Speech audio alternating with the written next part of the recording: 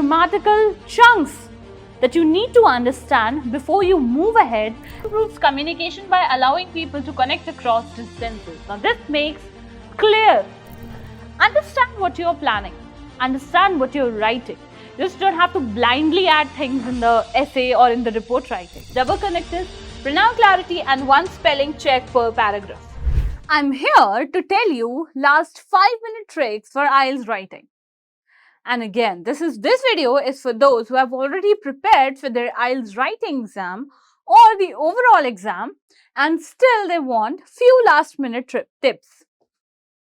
So let's get started without wasting any further time.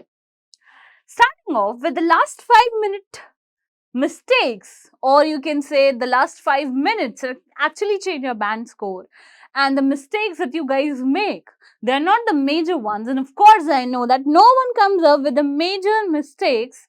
Everything happens unintentionally. But yes, these are some of the mistakes that you have to keep your track on and make sure you revise and always revise the answer before you submit your answer sheet to the examiners. Moving ahead, the small mistakes that quietly reduce your band score, and most students lose their 0.5 to 1 band score not because of the idea, the content, but because of the silly technical errors that they make in their answers. Now let's understand what exactly those mistakes are. Talking about the very first mistake, that is the silent grammar killers. Grammar being one of the most important or paramount parameter in the entire IELTS examination, named as grammatical range and accuracy. And if you guys are going to play with it, of course, it will decrease your band score. Now, what exactly the terms, or you can say the minor terminology that's going to hamper your grammar band score, starting off with the plural terms. Now, I know because you guys may be in a lot of pressure, anxiety, stress. Because of that, you guys might not able to put an S or ES where required when you're writing. And this is a very common mistake that candidates usually make. So, how are you supposed to do? Many students believe. Now, this can also happen because whenever we write, we have this tendency to keep on repeating what we write, right? तो जब हम जल्दी में होते हैं, जब हमें anxiety होती है, जब हमें stress होता है, जब हमें pressure होता है, तो when we write all those things, तो वो unintentionally हम कुछ चीजों को miss कर देते हैं, and उन्हीं में से we've got the articles as well. So article is again the very meticulous thing that guys usually miss or candidates usually miss when they are writing, which they shouldn't, as it plays a really crucial role in your entire writing. Of course, it frames your sentence and makes it meaningful. Moving ahead, the incorrect countable and uncountable nouns. Many equipment, much equipment. Basically, quantifiers are the terms that are going to be very crucial whenever you're going to explain the nouns. There are certain nouns that do not have their plural forms. For example, furniture, advice, luggage. You've never heard of advices. You've always heard of a piece of advice, right? So, there's a reason why you've heard like this. So, always remember these small grammatical chunks that you need to understand before you move ahead and talk about the entire thing or the entire writing essay, or maybe writing task 1, report writing, or the letter writing. So it's important to keep these things into consideration. Moving ahead, if you guys might have watched my videos, or if you have been into sessions, there are many things that I usually tell, and this is one regular and a constant thing that I keep on repeating is the term paraphrasing. Now, what is paraphrasing to all the beginners out here? Let me help you out over here. Paraphrasing is basically rewording the entire thing without changing their meaning. So, you have to write the same thing again, but using synonyms, at the same time making sure you don't mess up with the meaning. This is what the paraphrasing trap is all about. And paraphrasing is not only in writing, but it is also in speaking, listening, and reading. Yes, the entire IELTS examination is something that contains paraphrasing as a major pointer. Moving ahead, some people believe technology isolates individual. Instead of just copying it, make sure you paraphrase it. For this reason, it's really good to have a really good command on synonyms. Again, really good command on synonyms and not complicated vocabularies. IELTS is never about complicated vocabulary.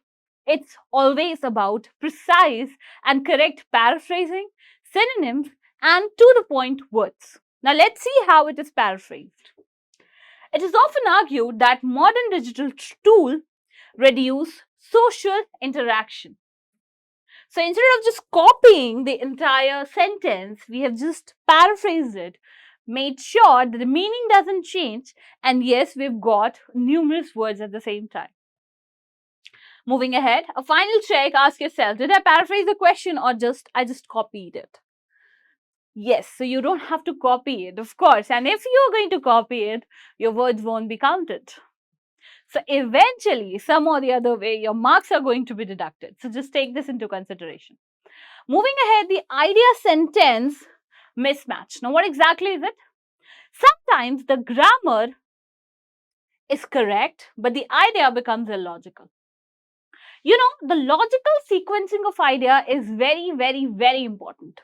Moving ahead, the logical contradiction says technology improves communication because people spend more time alone. Now, basically, this doesn't make any sense because we cannot see a clear logical flow of the idea.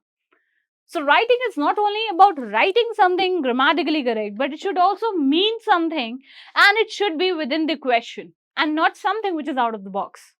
So, how can we write it? Technology improves communication by allowing people to connect across distances. Now, this makes clear progression, flow of idea, and a particular meaning that needs to be conveyed. So, read only the topic sentence of each paragraph. If they don't logically connect, the coherence band drops. If you know what coherence means the structure, and cohesion means the connection. So the way you write and the way you connect the ideas, the flow of ideas at the same time. Again, the fake complex sentence. What is a fake complex sentence? There are many of the band descriptors that say that you need to come up with a complex sentence in order to achieve a really good band score, be it 7, 8 or 9. So what many students do, they just keep on adding connectors after each and every sentence without knowing what exactly the meaning of that particular word is, the connectors, the sentence, and so on. Now, this is where you get wrong. So, you don't have to. Complex sentence doesn't mean adding each and every connector after every line you say. Complex sentence involves a really good balance of punctuations, connectors, sequence of the sentence, and the clauses at the same time. Although technology is beneficial, but it also has many disadvantages. Now, let me just clearly help you understand. Although is already a contradictory word. With although, we are not supposed to use but, which is again a contradictory word. Because of which, this hampers the entire meaning. Moving ahead, it also have many disadvantages. It refers to a singular pronoun. And with it, we cannot use have. Rather, we are supposed to use has. Now, let's see how a corrected sentence is going to look like. Although technology is beneficial, it also has many disadvantages.